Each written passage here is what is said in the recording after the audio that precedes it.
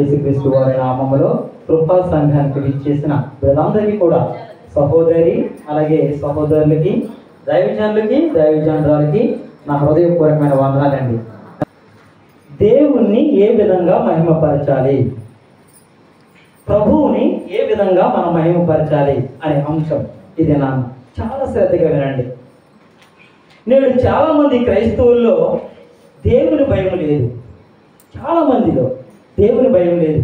కానీ మనం దేవునికి భయపడుట వలన ఆయన మహిమపరచబడును అని చెప్పి పరిశుద్ధ గ్రంథం సెలవిస్తుంది.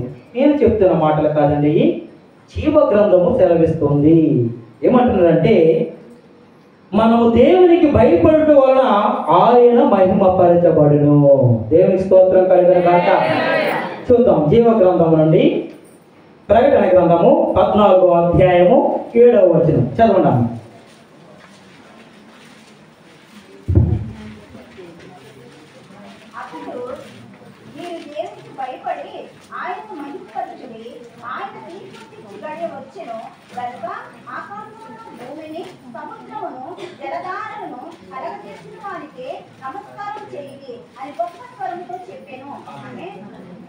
ప్రార్థన చేసుకుందాం. మహాపరిశుద్ధుడా, మహోన్నతుడా, మహాగణుడా, నీకు వందనాలు తండ్రి. దేవానికి స్తోత్రం తండ్రి. నీ వాక్యమని నేను విత్తుతుండగా దేవానికి స్తోత్రం తండ్రి. మీరు సూటిగా స్పష్టంగా నాతో బిడ్డలందరితో కూడా నేరుగా మీరు మాట్లాడమని, బిడ్డలకి కావలసిన ఆత్మీయమైన ఆధ్యాత్మికమైన వర్తమానాన్ని బిడ్డలకు దయచేయమని, మీరు నాకు నోటికి బోరగా ఉండి బిడ్డలందరితో కూడా మాట్లాడమని మా ప్రభు మా రక్షకుడైన యేసుక్రీస్తు వారి నామములో అడిగి వేడుకున్నాం తండ్రి. చదివిస్తుందండి. అప్పుడు మీరు దేవునికి భయపడి ఆయనను మహిమపరచుడి. ఎంతమంది బిడ్డలు దేవునికి భయపడుతున్నారు? ఎక్కడండి? మేము ఎవరికి భయపడం? కనిపించని దేవుడికి మేము ఎలా భయపడతాం? చాలా జాగ్రత్త. ప్రభు లేఖనాలు సెలవిస్తున్నాయి, దేవునికి భయపడండి. మీరు ఎవరికి భయపడినా భయపడకపోయినా కూడా దేవునికి మాత్రం మనం భయపడేవారిగా ఉండాలి. ఎందుకు భయపడాలంటే వాక్యం సెలవిస్తుందండి, ఆయన తీర్పు తీర్చు గడియ వచ్చెను గనుక ఆకాశమును భూమిని సముద్రమును జలధారలను కలగజేసిన వానికే నమస్కారము చేయుడి అని గొప్ప స్వరముతో చెప్పాను. ఏమి సృష్టించాడండి? ఆకాశమును, భూమిని, సముద్రమును, జలధారలను కలుగు చేసిన దేవునికి గొప్ప నమస్కారము చేయుడి. మరి భయపడాలి కదండి. ఆయన స్వరూపంలో ఆయన పోలికలో సృష్టించుకున్న మనిషి ఎంత భయపడాలండి. అన్ని కూడా దేవునికి లోబడుతున్నాయి, ఆయన మాటలు అంగీకరిస్తున్నాయి, ఆయన మాట ప్రకారం నడుచుకుంటున్నాయి. కానీ ఆయన పోలిక చెప్పున, ఆయన స్వరూపం చెప్పున ఆయన సృష్టించుకున్న మనిషి ఆయన మాటకు లోబడటం లేదు. అందుకనే ప్రభు అంటున్నాడు, నా మాటకు భయపడండి, మీరు నాకు భయపడండి. మీరు భయపడినట్లయితే నా నామము మహిమపరచబడుతుంది. చూసారండి, జస్ట్ మనం భయపడితే సరిపోద్ది, ఆయన నామం మహిమపరచబడుతుంది.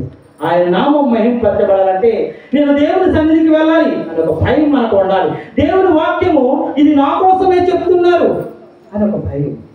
అది లేకపోతే ఆయన నామం ఎలా మహిమపరచబడుతుందండి? ఒకసారి ఆలోచించండి. అందుకనే దేవుని వాక్యం సెలవిస్తుంది, మనం దేవునికి భయపడటం వల్ల ఆయన నామము మహిమపరచబడుతుంది. ఇంకా చూసుకున్నట్లయితే పరిశుద్ధ లేఖనాల నుండి కీర్తన గ్రంథము 24వ అధ్యాయము 24వ కీర్తన 7 నుంచి 10 వచనాలు ఉన్నాయండి. అందులో 2 చరణాలు మాత్రమే చదవండి. 1, 8, 2, 10 చదవండి.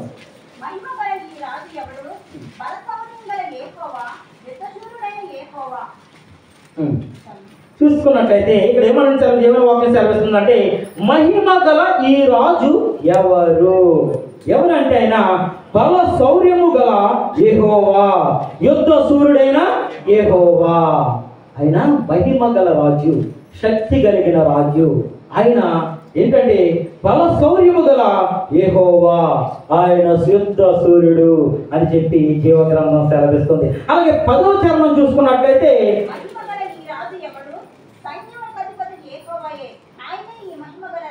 ఆమేన్. చూసారండి, మహిమ గల రాజు ఎవరు అని మనం చూసుకున్నట్టు సైన్యములుగా అధిపతియగు యెహోవాయే, ఆయనే ఈ మహిమ గల రాజు. మరి ఆయనకి భయపడాలి కదండి. సైన్యములకి అధిపతి ఆయన మహిమ గల రాజు.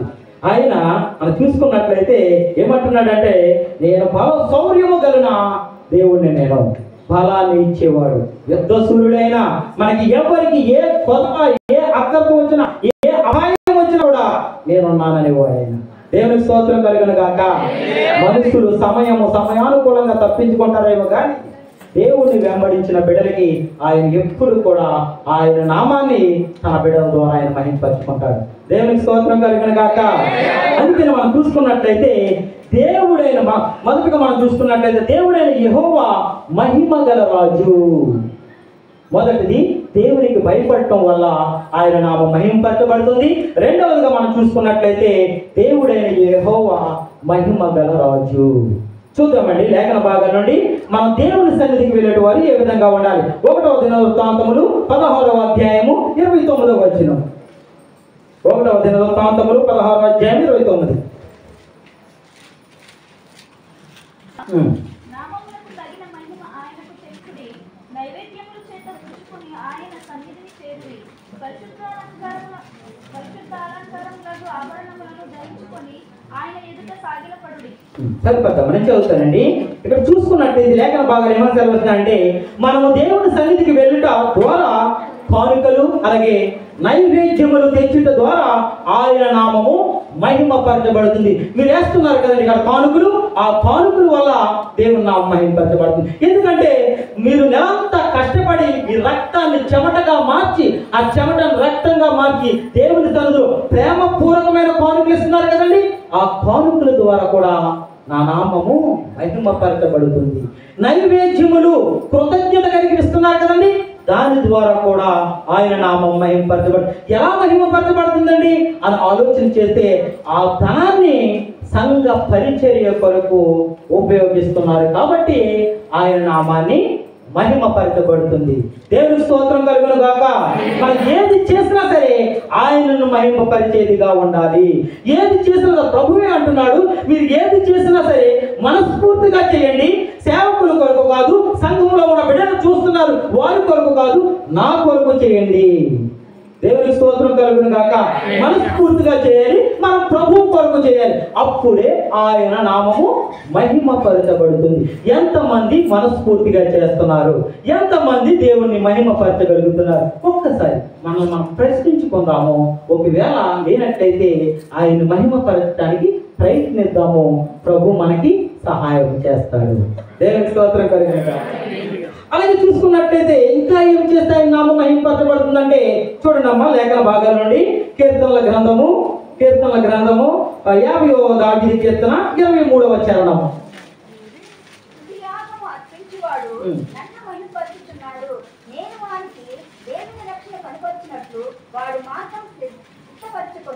ఆమేన్. చూసారండి, మన స్తుతి యాగము చేయటం వలన స్తుతి యాగము అర్పించువాడు నన్ను మహిమపరచుచున్నాడు. ఇక్కడ స్తుతి ఆరాధన చేస్తున్నారు కదండి, దేవుని నామంలో స్తుతి ఆరాధన చేస్తున్నారు కదండి. ఇలా చేయటం వల్ల ప్రభు యొక్క నామాన్ని మహిమపరుస్తున్నారు. సంఘములో బిడలు ప్రభు నామాన్ని మహిమపరుస్తున్నారు. స్తుతి ఆరాధనలో మీరు అందరూ కూడా ఏకీభవించి చప్పట్లు కొట్టి దేవుణ్ణి మహిమపరుస్తున్నారు కదండి. అంతా కూడా ఆయన్ని మహిమపరుస్తున్నారు. ఎవరి ద్వారా మహిమపరుచుకున్నాడంటే తన స్వరూపంలో సృష్టించుకున్న బిడ్డల ద్వారా ఆయన మహిమపరుచుకుంటున్నాడు. స్తుతి ఆగము ద్వారా నేను మహిమపరుచుకుంటున్నాను అంటున్నాడు. అటువంటి బిడ్డలు స్థిరముగా ఉంటారని చెప్పి లేఖనాలు సెలవిస్తున్నాయి. ఇక్కడ చూసుకున్నట్లు ఏమన్నాడు తెలుసండి, వారికి దేవుని రక్షణ కనపరచినట్లు వారి మార్గము స్థిరపరచుకొనును. దేవుని స్తోత్రం కలుగును గాక. స్తుతి యాగము చేస్తున్న బిడ్డలందరూ కూడా వారి మార్గాన్ని స్థిరపరుచుకుంటారండి. ఇష్టం వచ్చినట్టు వెళ్ళలేరు వాళ్ళు. నేను దేవుని స్తుతించాను, దేవుని ఆత్మ నాలో ఉంది, నేను ఒక క్రమంగా ఉండాలి, ఒక పద్ధతిగా ఉండాలి, నేను దేవుని మహిమపరిచేవాడిని. నేను అటు ఇటు గనక వెళ్ళినట్లయితే ఆయన నామము దూషించబడుతుంది అని చెప్పి వారు స్థిరముగా నిలకడగా ఉంటారని చెప్పి దేవుని వాక్యం సెలవిస్తుంది.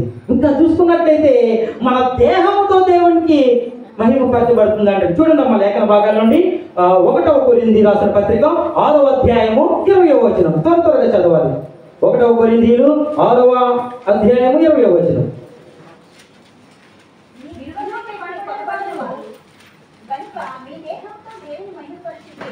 ఆమె చూస్తామండి. మరి దేహంతో మహిమపరచడం అంటే ఏంటండి? మనం ఆలోచన చేసినట్లయితే మన శరీర క్రియలన్నింటిని కూడా చంపుకొని అప్పుడు దేవుణ్ణి మహిమపరచ, అప్పుడు ఆయన నామము మహిమపరచబడుతుంది. అవి మనలో ఉండి దేవుణ్ణి మహిమపరచాలని చెప్పి ప్రయత్నించినట్లయితే అది ఎంత మాత్రము కూడా మహిమపరచబడదు. అందుకనే మన దేహము అర్పించుట దేవుని మహిమపరిచినట్లు అని చెప్పి లేఖనాలు సెలవిస్తున్నాయి. కాబట్టి మనం అందరం ఎలా ఉండాలంటే మనం దేవుణ్ణి మహిమపరిచేవారుగా, విలువ పెట్టి కొనబడిన వారు కనుక, అంటే నాకు ఆయనకు వెల చెల్లించాడండి. ఒక రేటు, ఒక ఖరీదు ఆయన చెల్లించి ఉన్నాడు మన అందరి పట్ల కూడా. ప్రభు విలువ పెట్టి కొనబడిన వారు కనుక, అంటే మనందరం కూడా విలువ పెట్టి కొనబడిన వారము, ప్రభువే వెల చెల్లించిన వాడు. కాబట్టి మన దేహములతో దేవుణ్ణి మహిమపరచుడి. చాలా స్పష్టంగా చెప్తున్నారండి వాక్యం ద్వారా. ఈ దేహం ఎలా ఉండాలంటే నేను పరిశుద్ధుని కనుక మీరు కూడా పరిశుద్ధులు కావాలి. ఆ పరిశుద్ధులతో అపరిశుద్ధుడిని మహిమపరచండి అంటున్నాడు. అలా ఎంతమంది బిడ్డలు మహిమపరుస్తున్నారు? ఒకవేళ లేనట్లయితే మహిమపరచడానికి మనం ప్రయత్నించినట్లయితే ప్రభు మనకి సహాయం చేస్తారు. దేవునికి స్తోత్రం కలుగును గాక. అలాగే చూసుకున్నట్లయితే 1వ పేతురు 4వ అధ్యాయము 16వ వచనం చూడండి అమ్మా. 1వ అధ్యాయము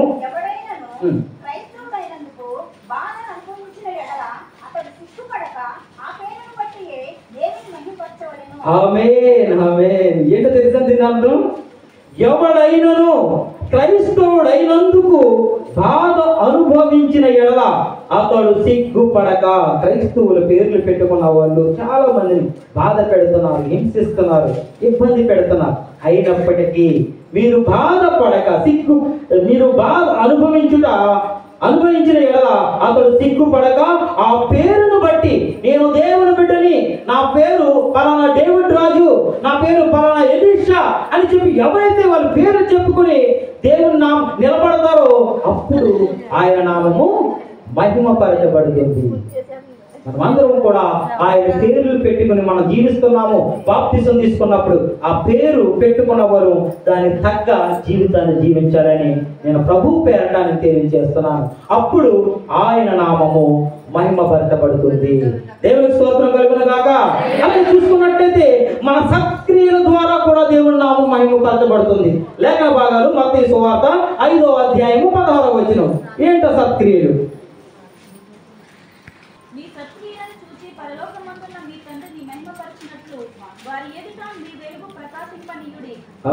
చూసారండి, మనుష్యులు మీ సత్క్రియలను చూచి పరలోకమందున్న మీ తండ్రిని మహిమపరచబడినట్లు వారు ఎదుట మీ వెలుగు ప్రకాశింపనీయుడి. మన సత్క్రియలు, మంచి క్రియలు చేసేవారిగా ఉండాలి. మనం అందరం కూడా ఎంత మాత్రము కూడా చెడ్డ క్రియలు చేసేవారిగా ఉండకూడదు. దేవుని బిడ్డగా అనపడుతున్న మనము, దేవుని నామములో ఆయన పేరు పెట్టబడిన మనము, దేవుని సన్నిధిలో ఉంటున్న మనము ఎలా ఉండాలంటే మన సత్క్రియలు మంచి క్రియలుగా ఉండాలి. మన మాటల్లో సత్క్రియ ఉండాలి, మన నడకడిలో సత్క్రియ ఉండాలి, మన ప్రవర్తనలో సత్క్రియ కలిగి ఉండాలి. మంచి మంచి పనులు చేయాలి. మన మాటలోనూ మృదువత్వం ఉండాలి. చాలా మృదువుగా మాట్లాడాలి, ప్రేమగా మాట్లాడాలి, ఆప్యాయంగా మాట్లాడాలి. మన క్రియల ద్వారానే కదా ఇతను బిలీవర్, ఇతను విశ్వాసి, ఈ సహోదరి విశ్వాసురాలని చెప్పగలుగుతారండి. మన సత్క్రియలు చాలా జాగ్రత్తగా ఉండాలి. అప్పుడు ఏమవుతాయి అంటే నిత్యము ప్రకాశించేవిగా ఉంటాయని లేఖనాలు సెలవిస్తున్నాయి. కాబట్టి మన సత్క్రియలు చాలా జాగ్రత్తగా చూసుకోవాలని, అలా చూసుకున్నట్లయితే మీ సత్క్రియల వల్ల, మనము సత్క్రియలు చేయడం ద్వారా దేవుని నామాన్ని మహిమపరచబడును అని చెప్పి లేఖనాలు సెలవిస్తున్నాయి. మన సత్క్రియల ద్వారా దేవుని నామం మహిమపరచబడుతుంది. అలాగే చూసుకున్నట్లయితే ఫలించుట ద్వారా కూడా దేవుని నామం మహిమపరచబడుతుంది అంటే చూడండి, యోహాను సువార్త 15వ అధ్యాయము 8వ వచనం. ఏ విషయంలో ఫలించాలి? మీరు బహుగా ఫలించుట వలన నా తండ్రి మహిమపరచబడును, ఇందువలన మీరు నా శిష్యులు ఫలించుటగుదురు. ఆమేన్. ఫలించుట అంటే అభివృద్ధి చెందుట. ఎవరైనా సరే సంఘంలో ఉన్న బిడ్డలు మీరందరూ కూడా అభివృద్ధి చెంది చక్కగా ఫలిస్తున్నారంటే ఎవరికి సంతోషమండి? మొట్టమొదటిగా దేవునికి సంతోషం. ఎందుకంటే మనం వెలపెట్టు కొనుక్కున్నాడు. ఆ తర్వాత దేవుడు ఏర్పాటు చేసుకున్న సేవకుడికి సంతోషం. సంఘంలో ఉన్న బిడ్డలు చక్కగా వాక్యం విని వాళ్ళు ఆత్మీయంగా ఆధ్యాత్మికంగా బలపడుతున్నారు అని చెప్పి సేవకుడు సంతోషపడతారు. చాలా మంది కూడా తెలియనటువంటి విషయాలు అన్నీ కూడా తెలిసినా కూడా ఎందుకులే అని చెప్పి చాలా మర్చిపోతూ ఉంటారు. దేవుడు సంతోషపడుతూ ఉంటాడు. కాబట్టి మీరు గమనించండి, మీరందరూ కూడా ఫలించాలనేదే మా ప్రార్థన. మీరందరూ కూడా బాగుండాలనేదే. మీరందరూ ఈ రోజు కనపడుతున్నారు. మళ్ళీ వచ్చి వాళ్ళు కొంతమంది వస్తారు, కొంతమంది రారు. అయినప్పటికీ కూడా మీ కొరకు తెగక ఆన్లైన్లో మేము ప్రార్థన చేస్తున్నామండి. మీరు బాగుండాలి, మీ కుటుంబాలు బాగుండాలి, మీరు చేస్తున్న చేతి పనులు బాగుండాలి, మీరు ఆరోగ్యంగా ఉండాలి. దేవా బిడ్డల్ని నీ చిత్తమైతే వాళ్ళ మందిరానికి నడిపించండి. ప్రతి దినము కూడా ప్రార్థన చేస్తున్నాం. మీరు అందరూ కూడా ఇంటికాడ పని చేసుకుంటూ ఉన్నారు. మీరందరూ కూడా రంజాన్ మాసంలో పని చేసుకున్నారు. మీ ఆరోగ్యాల కొరకు, మీ కొరకు మేమందరము కూడా ప్రతి దినము ప్రార్థన చేస్తున్నామని తెగక ప్రార్థన చేయండి. నేను ఆ ప్రార్థన ఆలకిస్తాను అంటాడు ప్రభు. చేసిన ప్రార్థన ఆలకిస్తాడండి ఆయన, గొప్ప దేవుడు. కాబట్టి మీరందరూ కూడా ఫలించినట్లయితే మనం బహుగా ఫలించడం వలన తండ్రి అయిన దేవుడు మహిమపరచబడతాడు. సంఘంలో ఉన్న వీళ్ళందరూ కూడా ఫలించాలి, ఆశీర్వదించబడాలి, దీవించబడాలి. అలా ఉన్నట్లయితేనే దేవుడు నామం మహిమపరచబడతాడు. మీరందరూ కృంగిపోయి బాధపడిపోయి కష్టాల్లో ఉంటే ఎలా దేవుడు మహిమపరచబడతారు? మీరు దేవుడు నమ్ముకుంటున్నారు కదా, అయినా కూడా ఎందుకు ఈ బలహీనతలు అని చెప్పి పక్కన ఉన్న వాళ్ళు సూదిపోటు మాటలు మాట్లాడి మళ్ళీ ఇంకా గాయపరుస్తారు. అలా ఉండటం వల్ల ఎంత మాత్రం కూడా దేవుడు నామం మహిమపరచబడదు. మీరందరూ బాగుండాలనేదే మా కోరిక, మీరందరూ బాగుండాలనే మా ప్రార్థన, మీరందరూ బాగుండాలనే మన తండ్రి యొక్క ఆలోచన. అందుకే పరిశుద్ధ గ్రంథంలో చాలా స్పష్టంగా లిఖింపజేసి ఉన్నాడు, మనం బహుగా ఫలించడం వలన తండ్రి అయిన దేవుడు మహిమపరచబడును. ఇంకా చూసుకున్నట్లయితే ఏమంటున్నాడంటే యోహాను సువార్త 14వ అధ్యాయము 13వ వచనం చదవనమ్మా త్వరగా.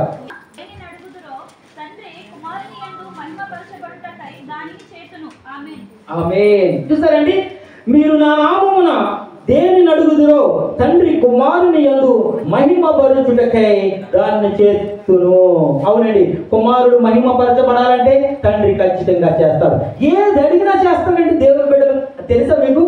చాలా మంది కూడా ఏం చేస్తారులే దేవుడు అని చెప్పేసి మీరు కష్టాల్లో ఉంటారు, ఇబ్బందులు ఉంటారు. కొంతమంది ప్రార్థన చేయరు, కొంతమంది నమ్మరు, మీరు బిలీవ్ అంటే విశ్వసించలేరు.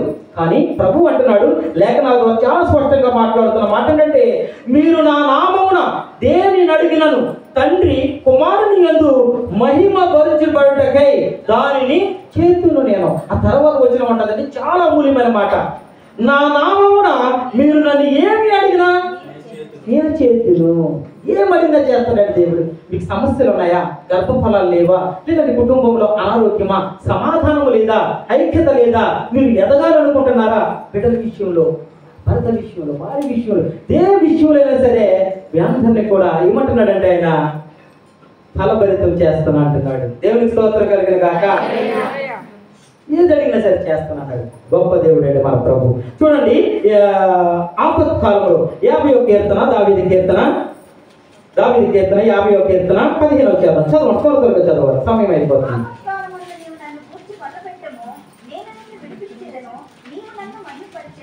ఆమేన్. మీకు ఆపద వచ్చినప్పుడు ఈ మాట చాలా శ్రద్ధగా వినండి.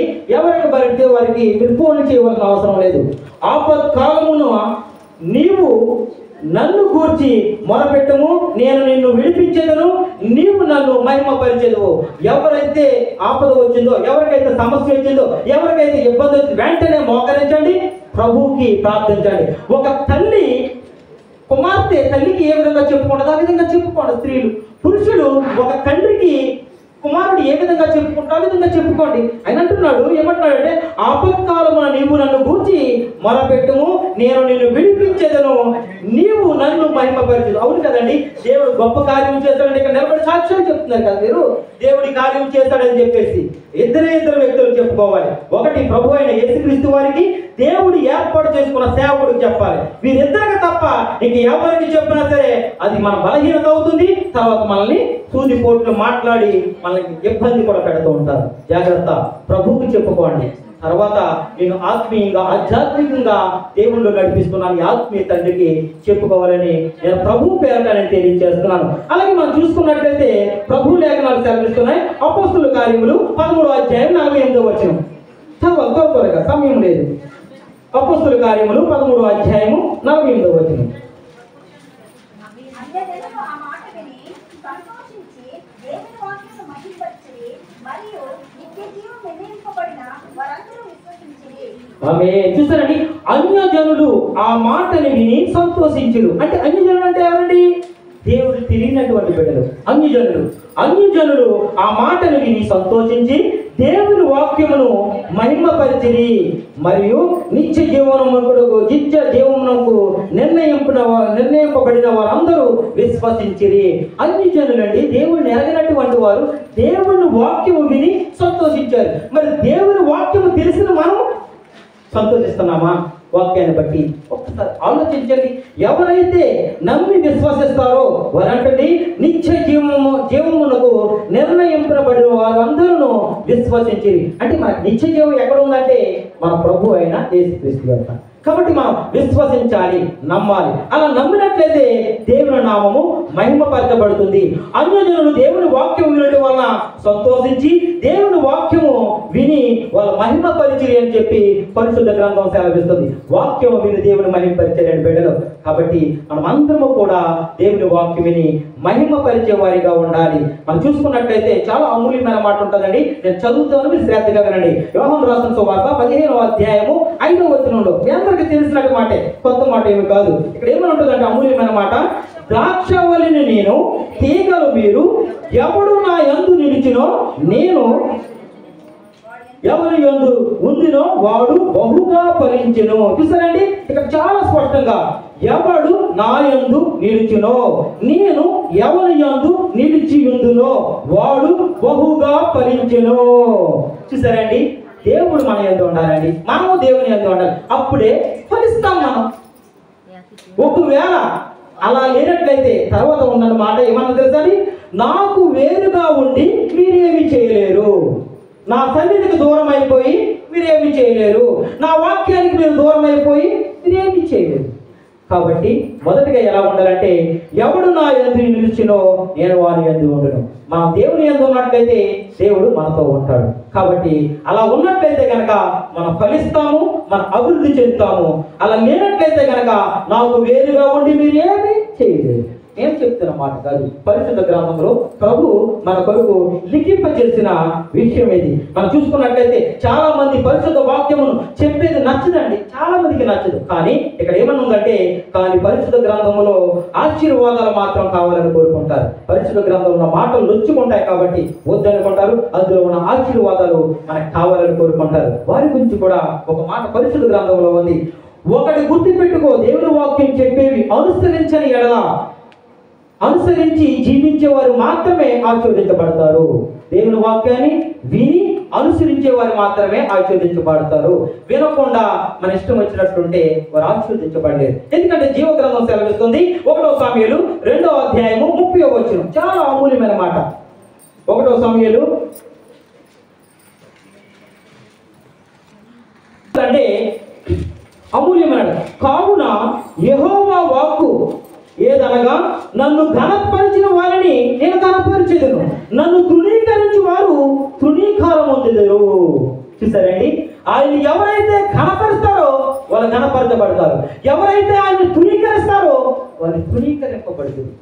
దేవుని ఎదుటండి మనమందరం కూడా దేవుని వాక్యం వెంట బిడ్డలు వారిని ఘనపరిచే వారిగా ఉండాలి. అప్పుడే మనం ఘనపరచబడతాం. ఎవరైతే తృణీకరిస్తున్నారో దేవుని వాక్యాన్ని, ఎవరైతే సేవకుడు చెప్పిన వాక్యాన్ని తృణీకరిస్తున్నారో, దేవుని పక్కన పెడుతున్నారో, అందరూ తృణీకరింపబడతారు. ఎప్పుడు కూడా వాక్యాన్ని ఘనపరిచే వారిగా ఉండాలి. జాగ్రత్త. పరిశుద్ధ గ్రంథం చాలా స్పష్టంగా చెబుతుంది. మనందరం బాగుండాలనేది దేవుని వాక్యం సెలవిస్తుంది. కాబట్టి ఎలా ఉండాలంటే మనందరం కూడా మనం దేవునికి భయపడుట వలన ఆయన నామము మహిమపరచబడుతుంది. మొదటగా దేవునికి భయపడే వారిగా ఉండాలి. రెండవదిగా మనం చూసుకున్నట్లయితే, మొదట మన దేవుడైన యెహోవా మహిమ గల రాజు. మనము దేవుని సన్నిధికి వెళ్ళడం ద్వారా కానుకలు నైవేద్యములు సమర్పించడం వల్ల ఆయన నామము మహిమపరచబడుతుంది. అలాగే చూసుకున్నట్లయితే స్తుతియాగం అర్పించడం వల్ల దేవుని నామము మహిమపరచబడుతుంది. మన దేహముతో అర్పించిన అర్పితాలన్నీ కూడా మహిమపరచబడతాయి. దేహముతో అర్పించాలి, మన మనస్సుతో మన హృదయముతో ఆయన అర్పించినట్లయితే ఆయన నామం మహిమపరచబడుతుంది. మన సత్క్రియల వలన మన సత్క్రియలు చేయడం అంటే మంచి పనులు చేయడం వల్ల ఆయన నామము మహిమపరచబడుతుంది. చూసుకున్నట్లయితే మనం ఆపత్కాలంలో తండ్రికి ప్రార్థించినప్పుడు ఆయన నామము మహిమపరచబడుతుంది. అన్యజనులు దేవుని వాక్యము విని దాన్ని అంగీకరించి వారు సంతోషించడం వల్ల దేవుని నామము మహిమపరచబడుతుంది. ఎంత గొప్ప దేవుడు అండి! నాకు భయపడండి నా మాటలకి అంటున్నాడు ఆయన. కాబట్టి మనం అందరం ఎలా ఉండాలంటే ప్రేమ కలిగి సత్యము చెప్పుచు క్రీస్తు వలె ఉండుటకు మనం అన్ని విషయములను ఎదుగుదుము. కొన్ని విషయాలు కాదు, అన్ని విషయాల్లో ఎదగాలని నేను తెలియజేస్తున్నాను. ఈ మాట ఎక్కడుందని మీరు చూసుకున్నట్లయితే ఎఫెసీయులకు రాసిన పత్రిక 4:15 ఉంటుందండి. చూసుకోండి ఏమనంటుందంటే, ప్రేమ కలిగి సత్యము చెప్పుతూ క్రీస్తు వలె ఉండుటకు మనం అన్ని విషయములను ఎదుగుదుము. కొన్ని విషయాలు కాదు, అన్ని విషయంలో, సంఘ పరిచర్యలు అన్ని విషయాల్లో, వాక్య విషయంలో, పాటలు పాడటంలోను, అలాగే పరిచర్య చేయడం విషయంలోను, అన్ని విషయంలోనూ మనం ఎదగాలి అన్నట్లయితే సత్యమైన మాటలు వినటం వలన మనం ఎదుగుతాం. కాబట్టి మనమందరము కూడా దేవుని మహిమపరచాలన్నట్లయితే కనుక ఆయనకు భయపడటం వలన ఆయన నామం మహిమపరచబడుతుంది. మనమందరం కూడా దేవునికి భయపడదాం, దేవుని మాటలకు భయపడదాం, దేవుని వాక్యానికి భయపడి దేవుని మహిమపడదాం. ఈ కొద్ది మాటలు మన వినికిడిలో దేవుడు దీవించి ఆశీర్వదించును గాక.